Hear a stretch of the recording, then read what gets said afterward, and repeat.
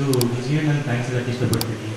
ಯಾಕಂದರೆ ಡೇರ್ಡೆವಿಲ್ ಮುಸ್ತಫಾ ಆದಮೇಲೆ ಇದೇ ಥರ ನಾವೇ ಸ್ಕ್ರಿಪ್ಟ್ ಮಾಡಬೇಕು, ಅಂದರೆ ಪ್ರೊಡ್ಯೂಸರ್ಸ್ ಹುಡುಕಬೇಕು, ಈ ಥರ ಅಂದರೆ ಒಳ್ಳೆ ಸಿನಿಮಾ ಮಾಡಬೇಕು ಅಂತ ಓಡಾಡ್ತಿದ್ದಾಗ ಕಾಲ್ ಮಾಡಿದ್ರು, ನಮ್ಮ ಮನೆಗೆ ಬಾ ಅಂದರು. ಹೋದೆ.